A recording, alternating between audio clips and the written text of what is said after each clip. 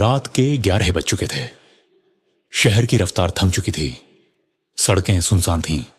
चाय वाले ने अपनी दुकान समेट ली थी और प्लेटफॉर्म नंबर 3 पर भीड़ के नाम पर बस कुछ आवारा कुत्ते बचे थे। पर स्टेशन के एक कोने में पीली सी रोशनी के नीचे एक 12 साल का लड़का बैठा था। फटे पुराने कपड़ों में, घुटनों से सटा बदन और हाथ में एक फटी हुई किताब। उसका नाम था आर्यन। बगल में रखी थी आधी रोटी, सूखी बांसी, लेकिन उसके लिए वही दौलत थी। और आंखों में नींद, पर उन नींद भरी आंखों में कुछ और भी था, एक सपना। दिन भर आर्यन स्टेशन पर भीख मांगता, कोई सिक्का डाल देता, कोई गाली, कभी झूठ बोलता, बहन बीमार है, मां भूखी है, पर झूठ नहीं था, बस मजबूरी थी।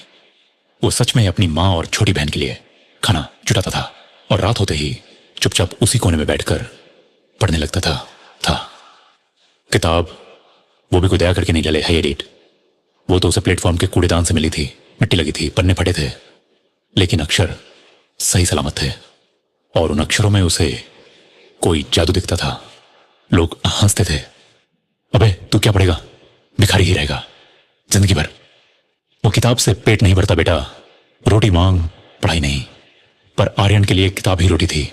और सपना, उसे हर रात मां की एक बात याद आती, बेटा एक दिन तू इतना बड़ा बनेगा कि हम सबका कल बदल जाएगा।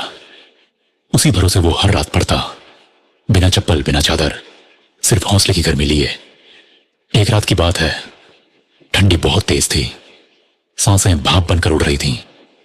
आर्यन वहीं बैठा था, कांपता हुआ, फिर भी किताब पर झुका हुआ।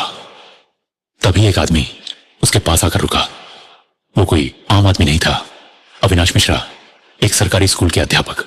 ट्रेन छूट चुकी थी तो वो स्टेशन पर टहल रहे थे। उन्होंने देखा एक बच्चा ठंड से कांपता, मगर ध्यान किताब में गहरा। उन्होंने पूछा, ए लड़के, इतनी ठंड में यहां बैठा है, क्या कर रहा है? आर्यन ने बिना सिर उठाए जवाब दिया, पढ़ रहा हूं। क्यों? आर्यन की आंखें अब टीचर की आंखों से मिली।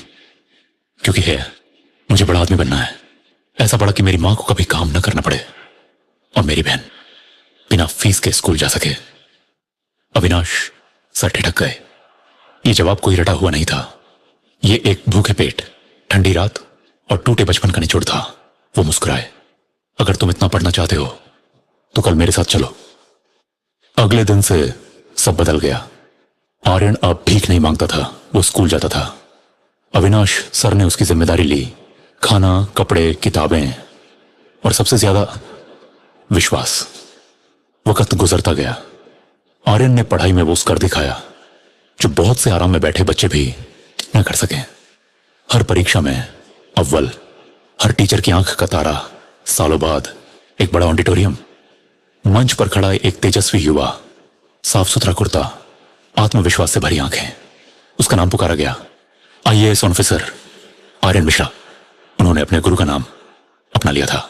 मंच पर तालियों की गूंज थी और पहली पंक्ति में बैठी एक महिला, साधारण सी साड़ी में, लेकिन आंखों में चमक, होठों पर मुस्कान और दिल में संतोष।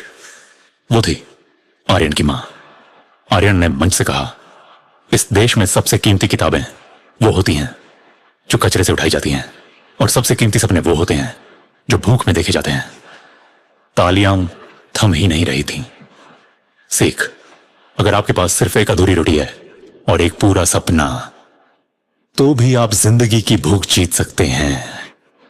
रोटी बांटिए, सपना मत छोड़िए।